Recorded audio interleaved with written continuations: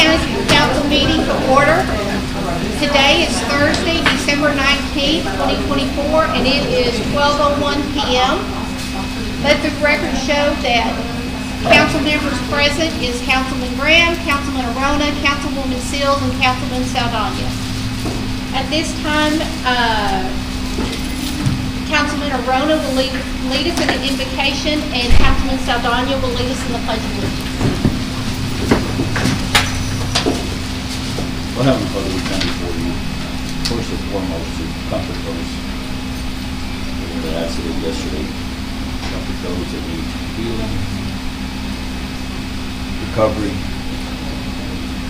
I know you lead us into where we need to go. Things happen that we understand. We quite don't understand, but there is a reason for everything that you do before us.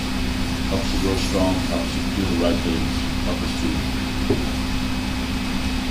use our strengths and energies to do what needs to be done for our town and for what happens with us. Amen. I pledge allegiance to the flag of the United States of America and to the republic for which it stands, one nation, under God, indivisible, with liberty and justice for all.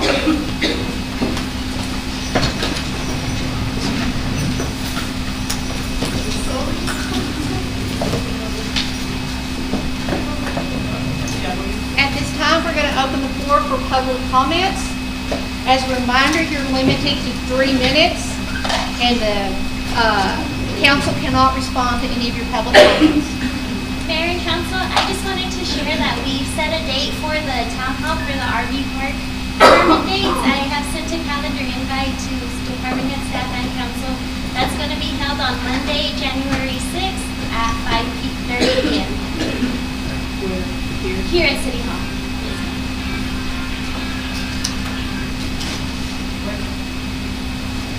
Any other public comments? Thank you, council members.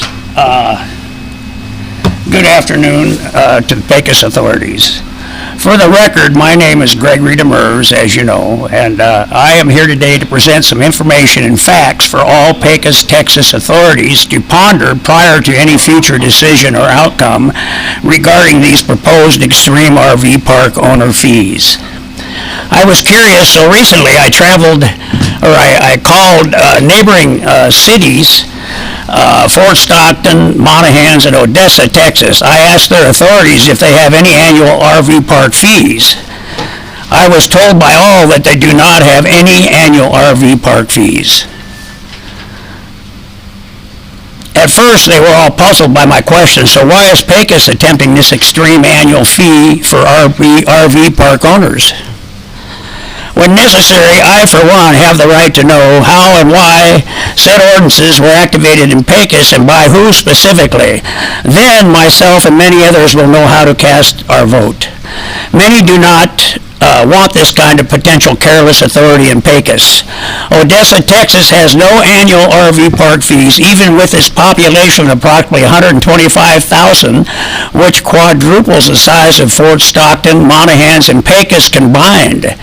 Pecos, Monahans, and Fort Stockton combined only have a fraction of conforming and non-conforming RV parks that Odessa, Texas has presently.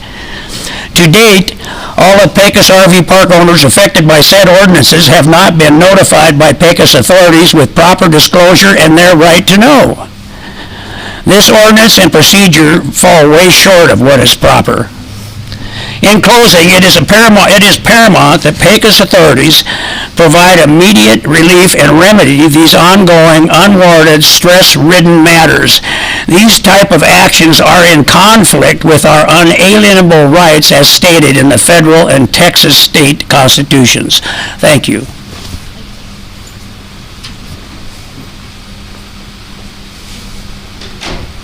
Are there any other public comments? We will go on to our consent agenda. Item E1, approve the minutes of the December 12th, 2024 regular city council meeting.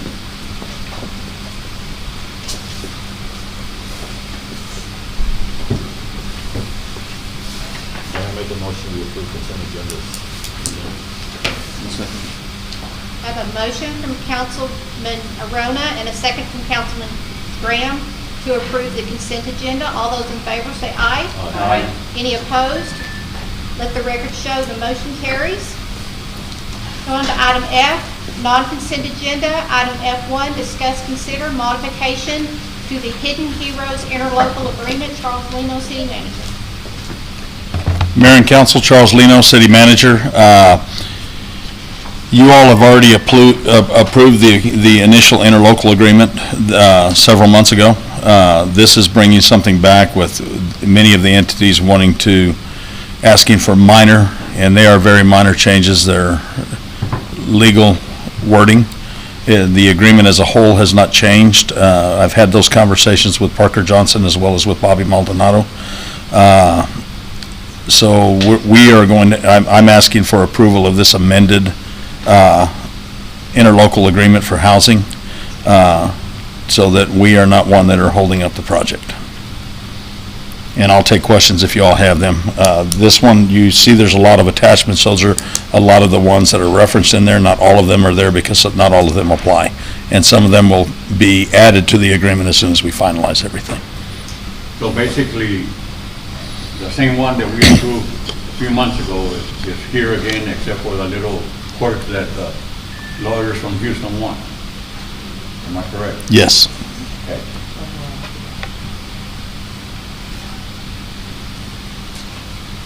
Any questions of me? Any concerns? Make a motion to approve the amendments to the agreement. I'll second it. I have a motion from Councilman Graham, a second from Councilman Saldana to approve the modifications to the interlocal agreement for the Hidden Heroes agreement. All those in favor say aye. Aye. Any opposed?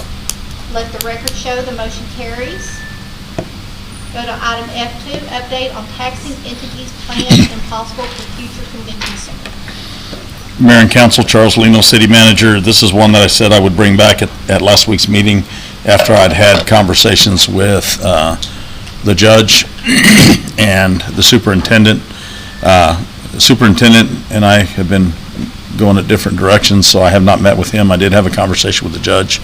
The judge thinks that this is in conflict with the plan that they have for the Water Park and Convention Center, albeit I have 2 county commissioners reach out to me that aren't really on the same page with the judge and think we need something in the interim. I've also had Joe Keys from the chamber reach out to me about a proposal that we need some type of an event center that would accommodate that. With that being said, I'm trying to look at stuff. I want to be able to bring back something. My idea and my conversation with especially with Paul Hinojos was maybe a metal building that we could put up in a relatively quick time that would have partitions and sections in it so we could change it off. I'm looking for a space right now and a cost. Paul seems to think that a building like that without the infrastructure would be about $150,000, so it's not going to be extremely cost prohibitive. But if we do something like that, my plan will be to try to partner with the county to get it done so that we can get it sooner and get some money allocated from the county so that we can pair it with city money so we can get this done, or at least begin it within the first 6 months of 2025. So exactly where are they considering doing theirs, or have they determined? Could you please speak up, sir? I can't hear you. Uh, Sorry. I'll speak up as much as I can. I'm not going to yell. No. One of the issues that we're looking at right now is tentatively where they're doing the feasibility study is right down there where they're going to do the water park. So they would attach the feasibility plan they're looking at now, which is what the judge is looking at, is going to be build a hotel as well as a convention center down there right off of County Road 115. So it will be south of the freeway over there.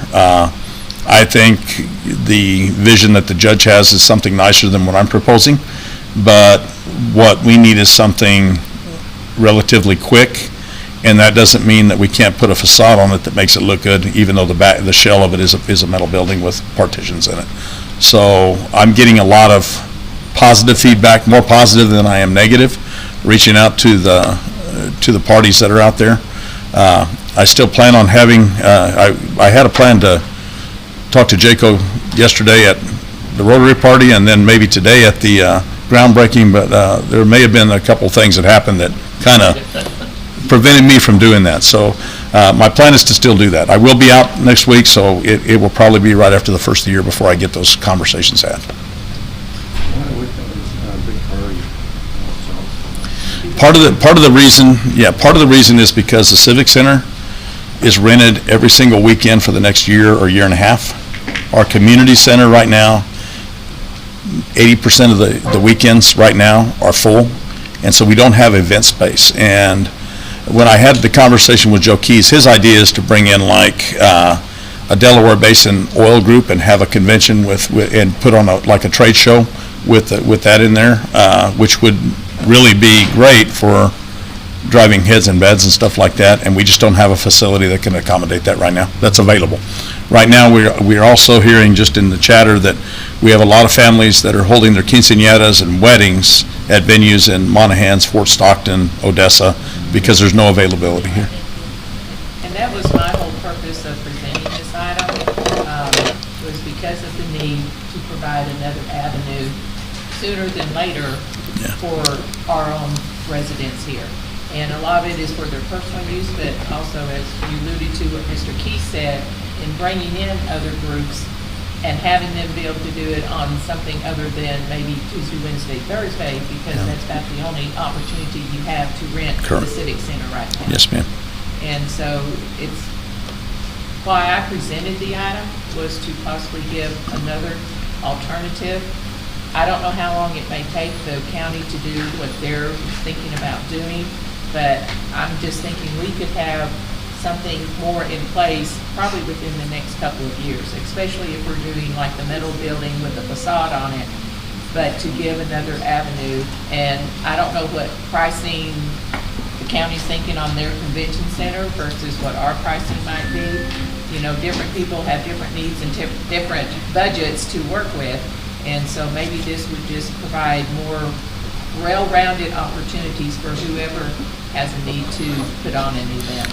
Yeah, and what I'd like to have the opportunity to do also is I've had the conversation with the judge and one of the commissioners. I've heard from a couple of others, but I kind of would like to sit down with all of the commissioners, including Louise, since she's going to start in January, and just have the general conversation so that I can come back with a full package and it's not something that is haphazard or pie in the sky, because I think we have to get something concrete. But I think time is of the essence. I think that the county's project is probably 2 to 4 years out, and I think the need that we have is right now. So I think if we can find a solution, people made the comment, well, but then we're going to have too much meeting space. Well, maybe we start having more things here, especially during the week and on the weekends, a trade show or something like that that can really drive the tourism piece of what we're looking at.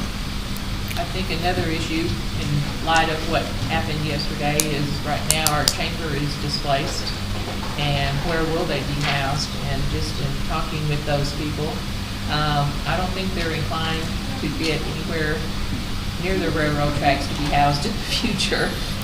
Can't say I blame them for that thought either. And so we don't have an abundant amount of space here in town for whether it's the chamber, possibly even the Rodeo Hall of Fame, if they end up being displaced, if that building ends up being structurally not sound, where are these entities going to go?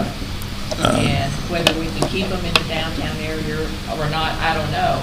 But if we do an event center, we're going to need someone to help be there and help rent that facility. Yeah, and so it could serve as a dual purpose. Absolutely. And Mr. Keys said that he would be the custodian of the facility with his staff, to where they would manage it so it's not going to provide a burden to the city or the county. And I think it could be a win-win. I can tell you that in his comments today, he did kind of obligate the city manager to find some place temporarily.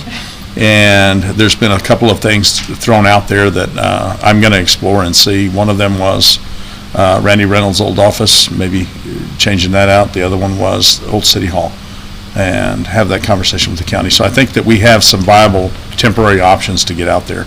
And I had that conversation with the mayor this morning, so it's something that we really want to look at. And honestly, if we can look at Randy's old place, it's kind of cool, and if it was spruced up a little bit, it'd be a great, it's right on 285, it's a great place to have a Chamber of Commerce, so. The visibility would be. Yeah. be Hi. very I good. just what, I've been talking to Jimmy at PDC about it doing sooner, but I was thinking more from the line of what Monahan's has. So I think these are two different needs. It is. The one that Jimmy's talking about, the Monahan's one, is exactly what Leo's talking about down on the south side, Randy, off of 115.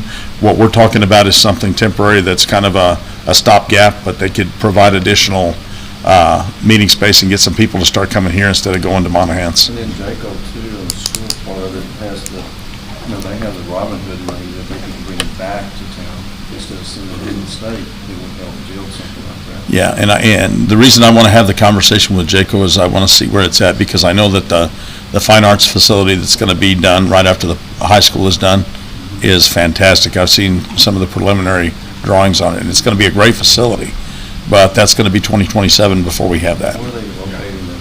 It's going to be right next to the three-story high school. It'll be right to the south of it, yeah. And in the long term, even if we were to say overbuild, maybe something like the event center could then be repurposed and/or outright sold, put it out for bid, and somebody else will use it for a facility of some sort. Yeah, I think there's opportunities, and I think we're squandering some of it by not keeping some of the dollars in town right now. And if it was an isolated incident, I would have the conversation with Vanessa. I don't think it's going to work. But I hear it every day that people are having their quinceañeras in Fort Stockton and Monahan's and even in Odessa right now. Yeah, back in the day, you had some Caruso Hall, Zaragoza Hall, St. Catherine's Hall, Posse Barn. There were the avenues for these type of things, and I was growing up in the late 60s, 70s, 80s. All four on the weekend were full. Yeah. Rarely seen in those. Well, I think that ballroom thing, Water Street, is it used anymore? It's for sale. It's an older building, but it used to be real busy back in the day. But I can understand what Councilman Sid's is saying, because the more avenues you have, you lose into it, the more events you have, and people start using it. Maybe we'll start having people from out of town come over here. That would be great from our standpoint. And again, is there a guarantee on it? There's no guarantee on any of this that we do. It's just trying to think ahead. And I mean, we know that we're going to have growth here, and hopefully over the next 4 years we'll have be able to get some housing here to where we can keep some of these transient folks here in town and make them build a family here. And they're going to be looking for that, because some of these people a lot of them are younger, and if we can find a way to get them here and bring a family here, that means their kids are going to be here for a long time. And I think we have a significant level of Hispanic population that's going to hit quinceañeras, and I'm glad that my daughter didn't want one, because they cost more than a wedding, and I don't want to have one, so. Either one. Either one. Nope, absolutely.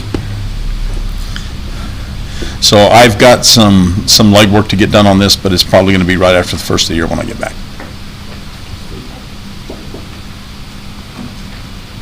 Do we have any executive session?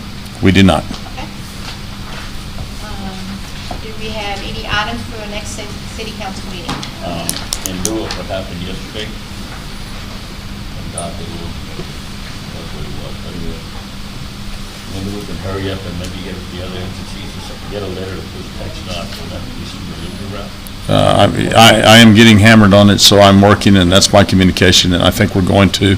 I can tell Mayor and Council that every one of our state and federal representatives have reached out to me and want to see how they can help, and I'm going to leverage that any way I can to push that to happen quicker, because everybody's saying out there on social media, the city and the county need to build a reliever route. Well, we already have plans, and we don't get to do it. It's a TxDOT deal. And that's what I've been, Yeah. I've gotten hammered on, and that's when, right now, if you look at all, Locust, 285, Elm Street, F Street, Elm Street is the only one that's low enough to accommodate. Absolutely, and I'm going to get us in trouble because we can't discuss it, but we will put it on the next item, on the next agenda. I want to bring up, for the next is where are we with our police station, the new one? Okay.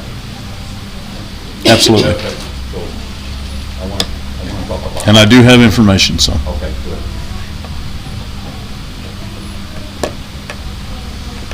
And I have a couple of items that I'll add after the fact. I just need to verify them before we do it. Anything else? Okay, then we will adjourn this meeting, and it is 12:21 PM. Thank you all. No, you're good. I can't, my heart of yours. Understood. I'm not going to scream because No, you're not. this thing When I is on the heard you, TV. after I told you that, you spoke up just great. Thank you. Appreciate it. Have you had some lunch? I never expect anybody to scream.